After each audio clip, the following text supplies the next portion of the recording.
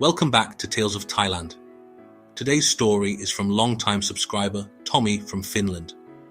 This one starts with a man who moved to Thailand for retirement with enough money to live comfortably for life. And what followed was years of love, travel, success, business, family, and eventually one of the most shocking betrayals you can imagine. When I first moved to Thailand in January 2017, I honestly felt like I had made it. I was 55 years old, I had enough money to live comfortably for life, and I was back in Bangkok, which was a city I already knew and loved. Years earlier, I'd been posted there for work, and even then I knew there was something special about the place. So when retirement came around, Thailand was the obvious choice. I was on a retirement visa, I had my money in place, and I felt like life had finally become simple. At that point, I had Bitcoin, dividends, index funds, and around 200,000 euros in liquid cash. I wasn't rich in some flashy, over-the-top way, but I had enough to breathe, enough to relax, enough to feel like I could enjoy life instead of constantly worrying about it. And for the first part, that's exactly what happened. Life in Bangkok felt like a permanent holiday. I could go out when I wanted, eat where I wanted, drink when I wanted, and just enjoy the freedom that retirement in Thailand seemed to offer. It felt warm, easy, and exciting. I had already lived there before, so it wasn't a shock to me. It felt more like coming back to somewhere I already understood. Then I met her. She was 27, from a village in Royet, and I met her in a bar on Sukhumvit Soi 4. Now, I knew exactly what sort of place I was in, and I wasn't pretending otherwise. I knew the lifestyle, I knew the environment, and I knew she came from that world. But even so, there was something about her that stood out. We connected quickly, and I mean really quickly. It wasn't just attraction. It felt deeper than that. She had a way of making me feel like I was the only person in the room. And when you're older, retired, and living in a city like Bangkok, that kind of attention can be very powerful. I was honest with myself enough to know this was a bar-girl relationship, but at the time, that didn't bother me. In fact, she fit into my lifestyle perfectly. I liked going out, I liked having fun, and she seemed to enjoy the same things, so I didn't fight it. I just let it happen. Within 6 months, we got married. Looking back, that sounds fast, and of course it was fast. But when you're living that kind of life in Thailand, time can move differently. We were enjoying ourselves, spending time together, traveling, and I felt like I had found someone who really understood me. We moved in together in an apartment in Thonglo, and that first year was fantastic. We went out often, we drank, we laughed, and we lived very much in the moment. It felt like everything had clicked into place. We traveled all over Thailand together. Phuket, Samui, Krabi, Pattaya, Koh Chang, and plenty of other places in between. I loved the freedom of being able to hop around the country and enjoy all the different sides of it. One week we'd be on a beach. The next week, we'd be somewhere lively and full of energy. Life felt exciting. And financially, things were going well too. I bought a Porsche 911. That's the kind of thing you do when life feels good and you think you've got plenty of room to enjoy yourself.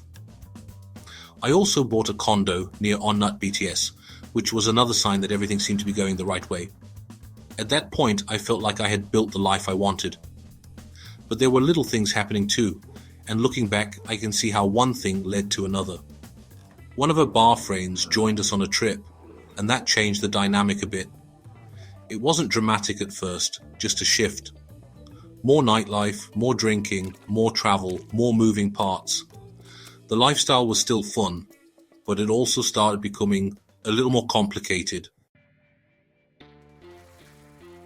Then my wife became pregnant. That changed everything.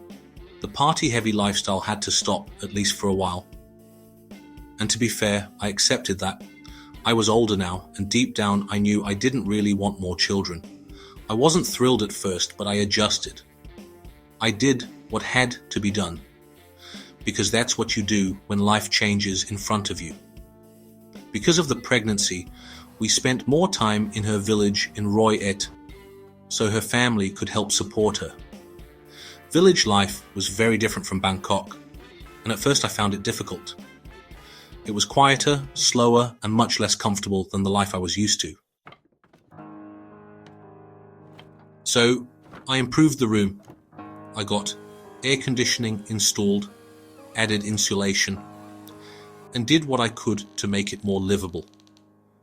It was still a village room, but at least it was a comfortable village room. After the baby was born, we went back to Bangkok and settled into a much calmer routine. No more constant partying. No more endless nightlife. No more drifting from one hotel, beach or bar to the next. Life became quieter, and in some ways that was probably good for me. But in other ways, I started to feel restless. I missed the freedom. I missed the excitement. I missed the version of my life where everything felt open. My wife started feeling overwhelmed too, and eventually she suggested that we move permanently to her village so she could have family support. That was a big decision, but I agreed. At the time, it seemed sensible. I still had plenty of money left, so I felt confident enough to take the next step. We bought land and started building a 2-story house with a swimming pool in the village. It was land I had bought as a wedding present, and now we were turning it into something permanent. On paper, it sounded like a smart move, a proper family base, a future. And for a while, I felt good about it. But then, after settling into that life for a bit, I became bored again. That was the problem. I could adjust, I could compromise, but I still needed something to do. Retirement is great when it feels like freedom. It's not so great when it starts to feel like too much empty time. So, I started looking for a business. I wanted something that would keep me occupied, something useful, something that would give me a reason to get up in the morning. After thinking it through, I decided to open a bar in Roy Et that would cater to local expats. It seemed like a good idea at the time. I spent around 4 million baht on a shop house in the center, converted it into a bar and hired staff. I even brought in a well-educated English-speaking manager, someone who could help keep the place running properly. And to my surprise, the business actually did well. It became profitable. It gave me something to focus on. And it helped support local families too, which made me feel like I was doing something worthwhile again. For a while, life felt productive. I wasn't just drifting anymore. I had a wife, a child, a house, a business, and a role in the community. It wasn't the retirement I had imagined at the beginning, but it was still a life that felt meaningful. Then came the paperwork for permanent residence. That process, involved a whole lot of forms, a health check, and, well, a DNA test for my son. Honestly, I didn't think much of it at the time. It just seemed like another legal hurdle, another thing to get through. But when the DNA results came back, everything changed. The boy I had been raising was not actually my son. I can't even describe what that feels like unless you've been through it yourself. It was like the floor had been pulled out from under me. Everything I thought I knew about my marriage, my family, and my life suddenly needed to be re-examined. I confronted my wife, and eventually the truth came out. She had been unfaithful with a young French man she had known in Bangkok. At that point, everything just collapsed. I realized I had spent around 500,000 euros on the relationship. I had built a life, supported a family, helped create a home, and raised a child who wasn't mine. It was one of the biggest betrayals I could ever have imagined. I ended the marriage immediately.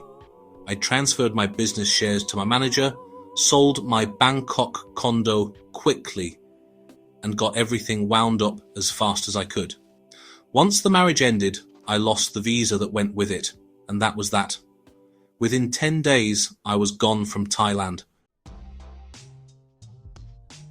After leaving, I spent time in Cambodia, Vietnam, and the Philippines before eventually settling in Vietnam. And even though I have a good life now, the betrayal in Thailand still stays with me. It's honestly one of the worst experiences of my life. Not because of the money alone, but because of everything I thought it meant. I didn't just lose money, I lost trust, I lost time, I lost the future I thought I was building.